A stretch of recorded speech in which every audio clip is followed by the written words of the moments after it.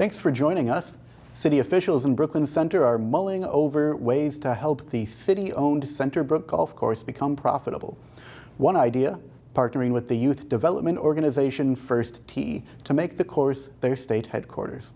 I like the idea of, leveraging, regional partners or state partnerships to build, some additional interest. And if they're interested in us, then we must be doing something right with the maintenance of our golf course, or they wouldn't be interested in it. Potentially partnering with First Tee was one of several ideas outlined at a Brooklyn Center City Council meeting earlier this month. City staff asked the council to approve a $60,000 feasibility study to explore ways to become profitable, but the council denied that request. One council member suggested selling the property. Golf courses have become more and more expensive to maintain and to do. We also have a couple of additional problems in that in our backyard we have Topgolf. Some of the other ideas for profitability include purchasing golf simulators and staying open year-round to host winter weddings and events. The end of summer means it's time for rides, arts, and exhibits at the Minnesota State Fair. The Great Minnesota Get-Together kicked off on Thursday. It draws crowds from across the metro, offering food and family-friendly fun through Labor Day. We'll give you a taste of the excitement and show off connections to the Northwest suburbs. First, we take a look at a local women's state fair tradition. We aren't talking about cheese curds or pronto pups, but a creative display in the agriculture building. It's the Scarecrow contest, which this Robbinsdale woman enters every year. I like to do crafts, but I like other people to enjoy them as well. And this is an opportunity for me. I don't like to invest the time in something and it's just me that sees it. So I like to do it for others too, to enjoy. This is Kate Robinson's 4th year. She says she loves the creative freedom the contest gives her. Her creation this year is a girl wearing a bonnet sitting on a swing. She made it using things she had around the house. She says she always likes to make a creative scene for her scarecrow and make it spooky. The swing moves with the wind, and her head is robotic and interactive, so it follows people who walk by. Mental health professionals say back-to-school time can actually be one of the most stressful times of the year for school-aged kids and families. For today's Newsmakers, we sat down with Dr. Anastasia Ristow about why that is and what parents can do to make the transition easier.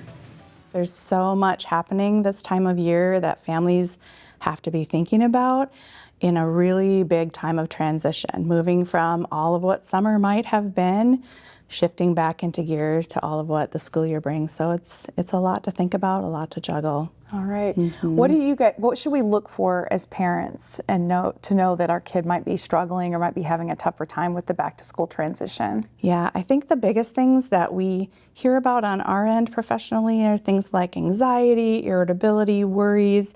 These kids just want to be able to kind of move back in the swing of things and fit in and be like everybody else, and they're feeling the academic pressures. But there are signs we can look for to know if those things are happening, because kids aren't always going to be adept at saying, I'm worried, I'm anxious, I'm not sleeping well, things like that. So there's more subtle things like not sleeping well, maybe crying episodes, maybe just that general irritability, withdrawal, things like that. And then there's more obvious things like a sudden decrease in their areas of interest, wanting to be around people less often. Maybe they're having emotional outbursts, the behaviors get more challenging, things like that. Those are all signs that something might be off and that we need to kind of tune in a little bit differently. All right, so if we see some of that, what can we do at home to help ease our kids through that transition and know that it's going to be okay? Such a good question. One of the biggest things, and this is not meant to put pressure on us as parents, but just to know that our emotional well-being and our emotional stability becomes a bit of a barometer for the entire family. Kids are sponges, and no matter what their age, they're absorbing and noticing what we're feeling, what we're thinking, and that really can impact their own emotional well-being, and then it becomes kind of cyclical. So one of the first things as parents is tuning into our own stuff, making sure that we're checking in with ourselves, doing some things for our own self-care, mindfulness activities, things like that. And then secondly, tuning into our kids in a little bit of a different way. I think a lot of times as parents, we feel like we have to know all of the answers, and we like have these goals and ideals of, okay, this year they're going to be more independent in the morning, we're going to have family meals every day, ... Sure. And then, like, who can do all of those things? Even though social media would tell us everyone else is perfect but us, it's just not the reality. So if we engage our kids a little bit differently, think of it as a family affair. So we all sit down, we think about what's like the top 2 or 3 things that we want to work on throughout this school year. Those goals then can become kind of our guideposts throughout the year. So it eliminates a lot of the more intense power struggles, allows us to be a little bit more emotionally neutral, and then we know we're on the same page. Hey, we all agreed we were going to try and make morning time less chaotic. All right, let's think about those morning routines a little bit differently. What's one tiny thing we can change and kind of move from there? Baby steps. Yes. For sure. Yes.